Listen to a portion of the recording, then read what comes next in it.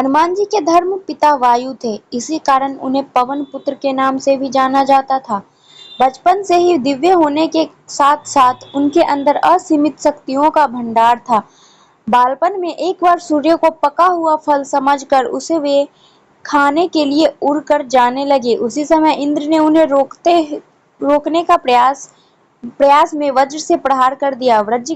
वज्र के प्रहार के कारण बालक हनुमान की ठुड्डी टूट गई और वे मूर्छित होकर धरती पर गिर गए। इसी कारण कुपित होकर पवन देव ने संसार भर में वायु के प्रभाव को रोक दिया, जिसके कारण सभी प्राणियों में हाहाकार मच गया। वायु देव को शांत करने के लिए अंततः इंद्र ने अपने द्वारा किए गए वज्र के प्रभाव को वापस ले लिया। साथ ही साथ अन्य देवताओं ने बालक हनुमान को कई वरदान भी दिए। यद्यपि वज्र के प्रहार ने हनुमान की ठुड्डी पे कभी न मिटने वाला चिन्ह छोड़ दिया।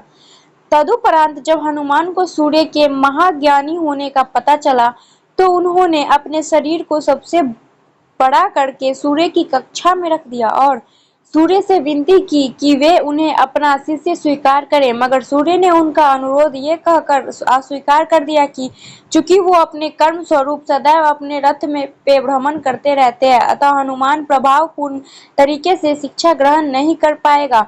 सूर्य की बातों से विचलित हुए बिना हनुमान ने अपने शरीर को सबसे बड़ा करके अपने एक पैर को पूर्वी छोर पर और दूसरे पैर को पश्चिमी छोर पे रखकर पुनः सूर्य देवता से विनती की और अंततः हनुमान ने दृढ़ता से प्रसन्न होकर सूर्य ने उन्हें अपना शिष्य स्वीकार कर लिया। तदुपरांत हनुमान ने सूर्य के साथ निरंतर भ्रमण करके अपनी शिक्षा ग्रहण की। शिक्षा पूर्ण होने के उपरांत हनुमान ने सूर्य देव से गुरु दक्षिणा लेने के लिए आग्रह किया, परंतु सूर्य देव ने यह कहकर मना कर दिया कि तुम जैसे समर्पित शिष्य को शिक्षा प्रदान करने में मुझे जिस आनंद की अनुभूति की है, वो किसी गुरु दक्षिणा से कम नहीं। परंतु हनुमान के पुनः आग्रह करने पर सूर्य देवता ने गुरु दक्षिणा स्वरूप हनुमान को सुग्रीव धर्मपुत्र सूर्य की सहायता करने की आज्ञा दी। हनुमान की इच्छा अनुसार सूर्य देव का हनुमान को शिक्षा देना सूर्य देव के अंततः अनादि नित्य अविनाशी और कर्म साक्षी होने का वर्णन करता है। हनुमान जी बालपन से बहुत नटखट थे। वे अपने इस स्वभाव से साधु संतों को सता देते थे।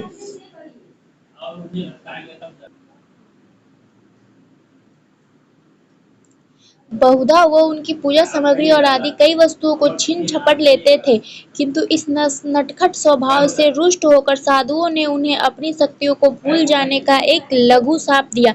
इस शाप के प्रभाव से हनुमान अपनी सब शक्तियों को अस्थायी रूप से भूल जाते थे और पुनः किसी अन्य के स्मरण कराने पर भी उन्हें अपनी असीमित शक्तियों का स्मरण होता था।